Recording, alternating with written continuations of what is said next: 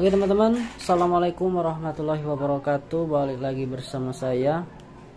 Jadi hari ini saya akan membuat satu video terbaru untuk Anda.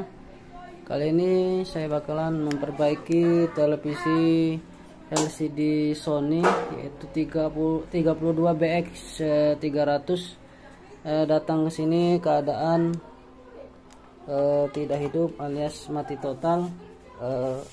Lampu tidak ada yang menyala, dan kita bisa melihat di sini teman-teman, untuk polarizernya ya sudah kena, ya kan, namanya TV sudah tua, sudah berumur, jadi LCD-nya mengkerut, harus diganti. Namun kita harus memperbaiki kehidupannya dulu, karena memang tidak hidup sama sekali. Namun untuk percikan pertama kali dihidupkan itu ada menandakan biasanya ya fuse atau springnya itu masih bagus, listrik masuk ke power SMPS nya. Oke, untuk menyingkat waktunya langsung saja saya buka dulu, kita balik, kemudian skrup yang di bawah ini kita buka. Itu cukup mudah teman-teman ya, pemula juga bisa. Oke, lanjut. Oke, baiklah teman-teman, setelah cover belakang kita buka, jadi seperti inilah penampakan dari panel panel TV ini, yaitu ini sebelah kanan yaitu mainboard gaban. Kemudian yang di sebelah kiri ini ya, tadi kalau kita mencoba untuk menghidupkan ada kletik, itu biasanya tegangan masuk, kemudian 330 voltnya masuk. Kemudian fuse ini biasanya yang nggak putus, ya kan, karena tegangannya itu ada di situ alias masuk ke regulator.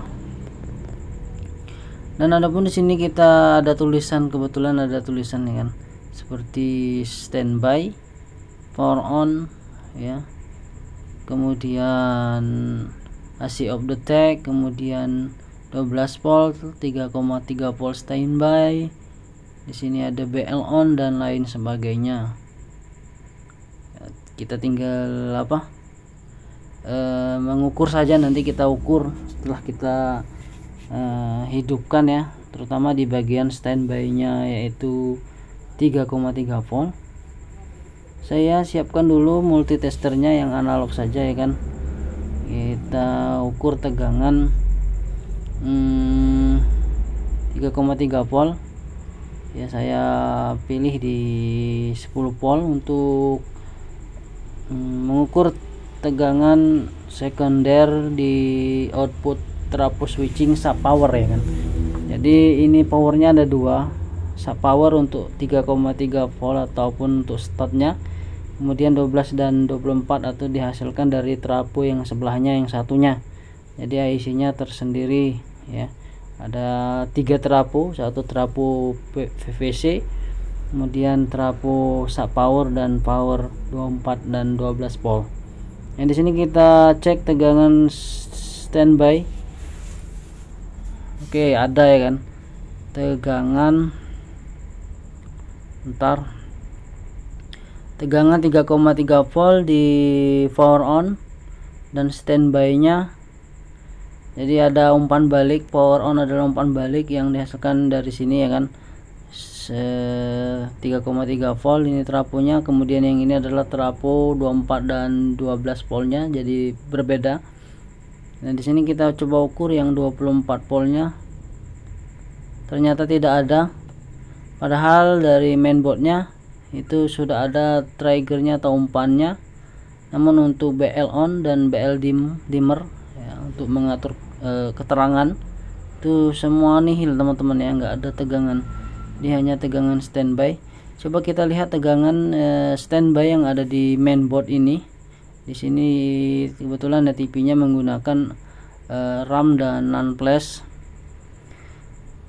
ya. Di sini nggak ada karena TV-nya belum start. Kemudian untuk standby-nya di sini, ya, di poin sini, nah itu ada normal. Jadi sebenarnya chipsetnya itu sudah berusaha, ya kan, memerintahkan mainboard regulatornya untuk mengeluarkan tegangan pendukung yang lain. Jadi kita bisa melihatnya, kan, di sini adalah trafo power factor correction, kemudian diproses ya, keluar lagi tegangan 12, kemudian di switch lagi dari power on ya, sehingga secara keseluruhan ya regulatornya bekerja. Oke teman-teman, ya setelah kita tadi melakukan pengukuran bahwasanya TV ini hanya mengeluarkan tegangan subpower ya, subpower yaitu 3,3 volt, yaitu dihasilkan dari ini adalah trafonya, kemudian ini IC PWM nya ya sebagai penguat juga di sini, dan juga mengeluarkan tegangan ini standby 3,3 volt ya, ini diodanya ya, trafo yang satu ini. Jadi tadi kita ukur di power on yaitu feedback dari mainboardnya keluar ya 3,3 volt di sini ya, masuk ke IC sini, ke coupler ini maksud saya feedbacknya, dan untuk memerintahkan ya untuk mengeluarkan tegangan sebesar 24 volt. Kemudian di sini juga ada IC switch ya yang di trigger dari power on juga untuk 12 volt. Namun di mainboardnya tidak tidak indikatornya tetap hidup, tidak hidup, mati.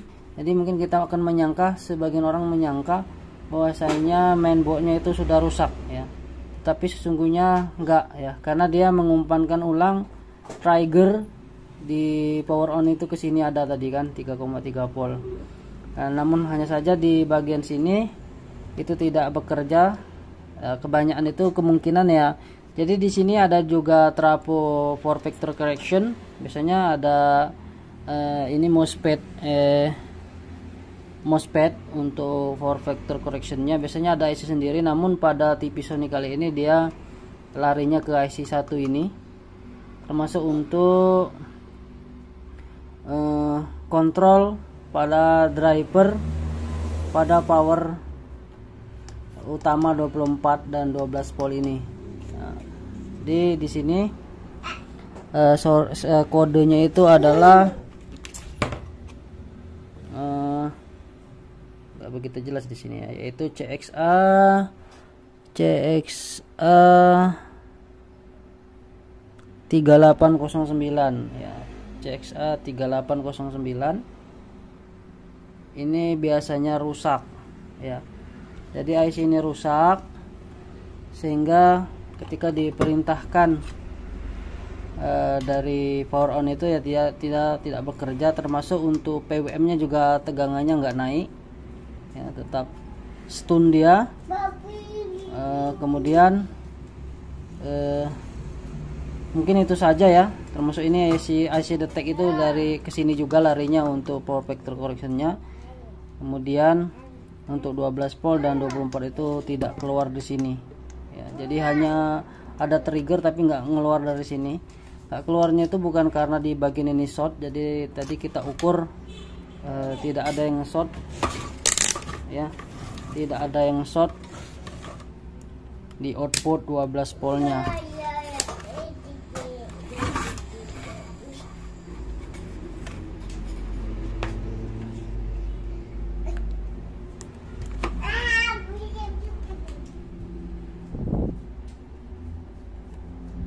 Oke, nggak ada yang short ya kan, di bagian 12 voltnya juga nggak ada tuh, nggak ada yang short, berarti ya memang rusak pada IC ini yang kebanyakan, yang sering kami alami itu memang kebanyakan rusak pada IC ini ya, IC power untuk tegangan 12 dan 24 voltnya. Oke teman-teman, tentunya ini harus diganti. Ada sih gacun yang seperti ini, tapi masalahnya pada power supply ini dia untuk PPC nya itu terpisah ya. Nah, gabung maksud saya untuk TV ini. Jadi kalau mau menggunakan gacun yang khusus untuk dual MOSFET seperti ini, itu tidak bisa diaplikasikan di sini ya kan, kecuali mungkin ada trik untuk menonaktifkan power factor correctionnya itu biasanya ada saja yang kreatif ya kan. Tapi tentunya ada dua pilihan di sini yang bisa kita lakukan, yaitu satu penggantian pada IC-nya, yang kedua ganti satu set. Ya kan. Oke teman-teman, tentunya saya cari dulu kita ganti IC ini, nanti perkembangannya selanjutnya. Yang jelas tadi pengukuran yang paling utama yang wajib hadir dulu yaitu tegangan standby 3,3 volt tadi sudah kita ukur ada. Kemudian power on, karena posisi mainboardnya itu nggak hidup sih sebenarnya, lampu indikatornya nggak hidup, nggak standby, jadi langsung on, namun tidak ada kehidupan di situ. Oke, mungkin langsung saja saya lepasin menggunakan blower. Lanjut.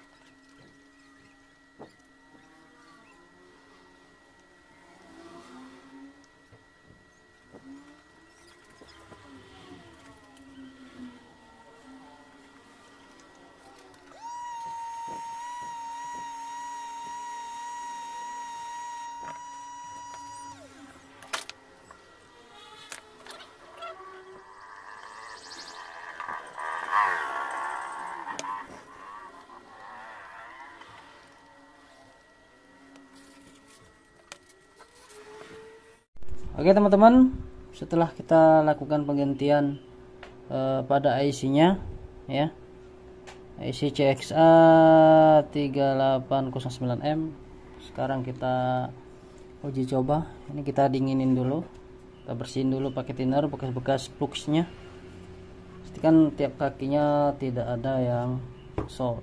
Oke, langsung saja ya saya pasang. Lanjut. Oke, sekarang kita coba teman-teman, kita hidupkan.